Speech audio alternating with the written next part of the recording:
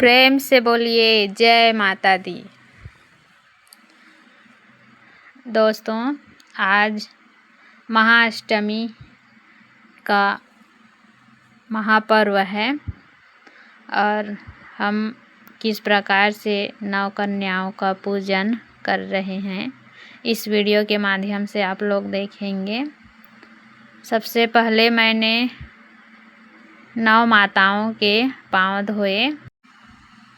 दोस्तों, मेरी आपसे यही सलाह रहेगी कि यदि आप जब कभी भी 9 कन्याओं का पूजन करते हैं तो सामने बैठी कन्याओं को कन्याओं के रूप में ना देख करके 9 देवियों के स्वरूप अपने मन में देखते हुए 9 देवियों के भाव से सामने बैठी कन्याओं की पूजा करिएगा। वैसे ही भाव से करिएगा जैसे आपके सामने में 9 देवियाँ विराजमान हैं। यही भाव से मैं भी कर रही हूँ कि मेरे सामने में 9 कन्याएं नहीं 9 देवियाँ बैठी हुई हैं और उनकी पूजा मैं बड़े ही भाव से बड़े ही मन से कर रही हूँ। इस प्रकार सबसे पहले 9 देवियों के पांव धो करके उसके बाद उनके पांव को मैंने रंगा।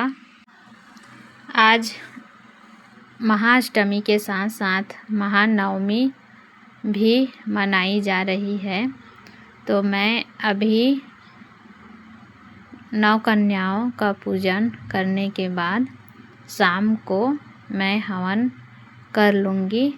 और हवन के लिए हम किसी पंडित को नहीं बुलाते हैं, घर में ही जैसे बनता है हमसे वैसे ही हम लोग हवन करते हैं। तो आप देख सकते हैं मेरे पति ये सोच करके कि जो लाल की चुन्नियाँ होती है उन्हें बच्चे ज़्यादा इस्तेमाल नहीं करते हैं और रुमाल ले लेते हैं छोटा सा कपड़ा, तो बच्चे उस रुमाल को अपने काम में ज़्यादा लाएंगे ये सोच कर के मेरे पति 9 देवियों के लिए छोटे छोटे रुमाल लाए हैं। कन्याओं को कुछ ऐसा दें जिसका उपयोग वे ज़्यादा दिनों तक कर सकें। वस्त्र अर्पित करने के बाद आरतियाँ करके तिलक अक्षत पुष्प समर्पित कर रही हूँ। सभी देवियों को इस प्रकार से पूजा कर लेने के बाद मैं सभी देवियों को मन ही मन 9 माता के स्वरूप को मन ही मन मैं प्रणाम करती हूँ और माताओं को आमंत्रित करती हूँ कि आइए और मेरे घर में आप सभी आकर के भोग लगाइए। ये कह करके मैं प्रत्येक कन्या के साथ साथ ही प्रत्येक माता के नाम बोलते हुए इस प्रकार से मैं 9 कन्याओं की पूजन कर रही हूँ।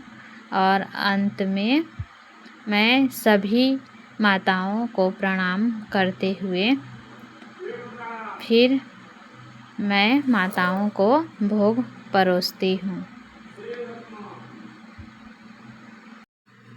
इस तरह कन्याएं बड़े ही चाव से भोग लगाते हैं और भोग लगाने के पश्चात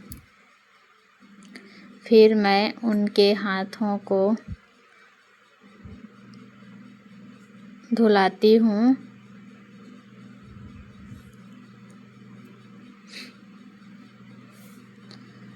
हाथ मुंह धोने के पश्चात मैं उन्हें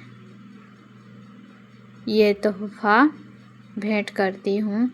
और आप लोग भी ध्यान रखिएगा दोस्तों, जब भी 9 कन्याओं को बुलाएं तो तोहफा उन्हें ऐसे दें और ऐसे भाव रख कर के दें कि आप माताओं को तोहफ़ा अर्पित कर रहे हैं। माताओं 9 माताएँ आई हुई हैं आपके घर में और माताओं को आपकी अपनी शक्ति अनुसार से उन्हें सप्रेम भेंट कर रहे हैं। ये मन में भाव रख कर के 9 कन्याओं को इस प्रकार से कुछ न कुछ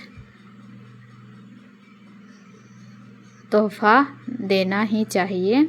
और उसके बाद मैं सभी कन्याओं से एक एक करके आशीर्वाद लेती हूँ और बड़े ही सुंदर तरीके से मेरी माताएं मुझे आशीर्वाद दे रही हैं। आप लोग देख सकते हैं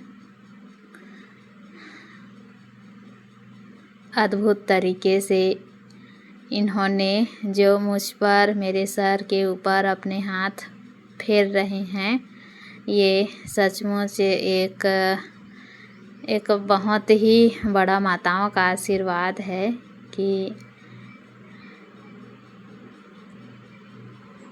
देखिए, देखने से ही मन गदगद हो जा रहा है।